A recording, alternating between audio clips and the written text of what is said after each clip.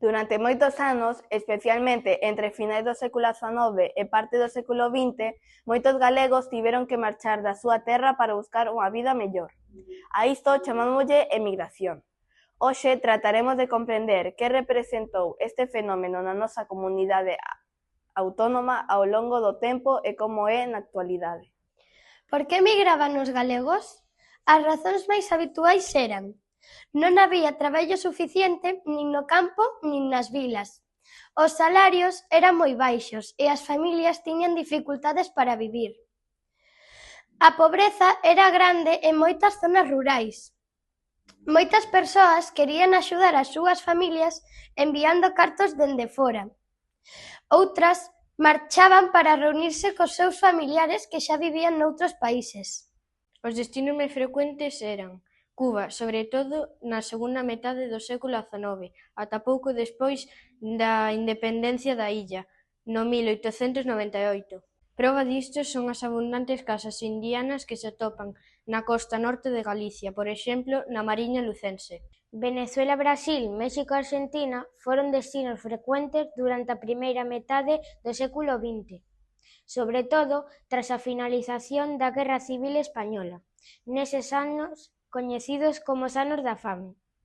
Nesas latitudes, os galegos chegaron a amasar grandes fortunas e ocupar postos de relevancia social e política.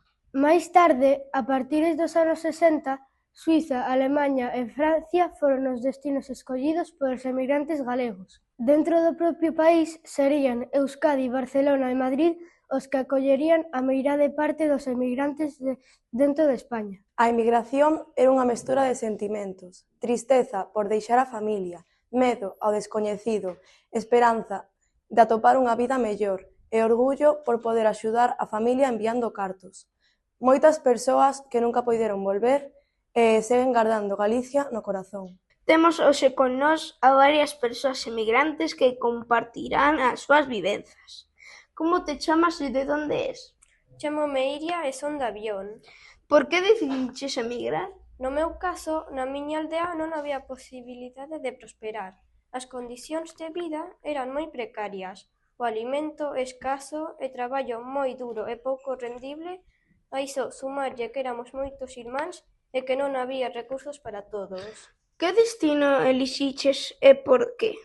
Eu marchei a México porque na miña zona eran xa moitos os que escolleran aquel lugar, así que chamábamos uns polos outros servíndonos de axuda e guía ao chegarmos ao destino. Falamos agora con Uxía, emigrante en Argentina. Como foi a viaxe? Foi longa e dura. Pasei moitos días en barco e tiña medo, pero tamén ilusión polo que me esperaba. Ten en conta que marchábamos cara descoñecido, cun pequeno petate e coa incertidume de non saber se algún día poderíamos volver ver aos nosos seres queridos. Que o que máis botaches de menos de Galicia? Botei de menos a miña familia, a comida, a paisaxe e o mar. Galicia sempre vai comigo e a ilusión de voltar a casa nunca desaparece. Que lle dirías a alguén tamén que teña que emigrar? Que non perda a esperanza, que leve sempre un recordo da súa terra, que non esqueza nunca de onde ven e que confíe en que pode construir un futuro mellor. Actualmente, Galicia converteuse nunha comunidade que recibe a emigrantes doutros países, fundamentalmente de orixe magrebí e Hispanoamérica, Venezuela, Colombia, Argentina, Cuba, aqueles países que nun momento de historia recibiron aos nosos antepasados e que agora, en moitos casos, mandan aos seus descendentes, coa procura das mesmas oportunidades que naquel momento motivaron o éxodo dos galegos. Hoxe temos con nós a varios compañeiros e compañeiras que veñen do outro lado do Atlántico. Como te chamas? Chámome Abraham. De que país procedes? Procedo de Venezuela. Tes coñecemento de algún antepasado galego na túa familia? Non teño ningún antepasado galego. Que motivou a túa familia a emigrar? Abandonamos o noso país pola situación e a falta de democracia e a situación económica. Hola, como te chamas? Chámome Valentina. E de que país procedes? Procedo de Venezuela. Por que a túa familia viu a Galicia? O meu país non está ben económicamente e a educación non é boa. Por iso fomos buscando unha vida mellor. Botas de menos a túa terra? A verdade é que sí. Como te chamas? Jesús, De que país procedes? de Venezuela, Botas de menos a Venezuela? un pouco, Que é o que máis botas de menos de Venezuela? da comida. Agora estarán con nós dous compañeiros máis de Venezuela, Joaquín e Mía. Ola, eu son Mía e viña a Galicia con 7 anos. O que máis boto de menos de Venezuela é a comida e a auga quente na praia. O que máis me gusta de Galicia é a educación e a lingua.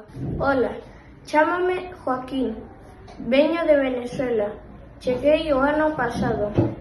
O que máis boto de menos de Venezuela é a comida e a nosa cultura. O que máis gústame de Galicia é o colexio. Ola, chámame Dana, eu xa nací aquí en Galicia. A miña familia sigue en contacto coa cultura de Colombia. Para rematar, queremos lembrar algo importante. A historia da inmigración galega non é só unha historia de marchas e de despedidas. É tamén unha historia de valentía, e de esperanza, e de persoas que, mesmo estando lonxe, nunca esqueceron a súa terra. Grazas a elas e a eles, Galicia espallou a súa cultura polo mundo. A lingua, a música, as tradicións e, sobre todo, o xeito de entender a vida. Hoxe, nós somos herdeiros desa historia e responsables tamén de mantela viva. Por eso, despois deste traballo, comprenderemos mellor que a inmigración forma parte do que somos. Axúdanos a valorar o que temos e a entender aquelas persoas que se achegan a Galicia na procura dun futuro mellor. Grazas por acompañarnos nesta viaxe para a memoria colectiva. O futuro construímos entre todos co que hoxe aprendemos. Hasta sempre.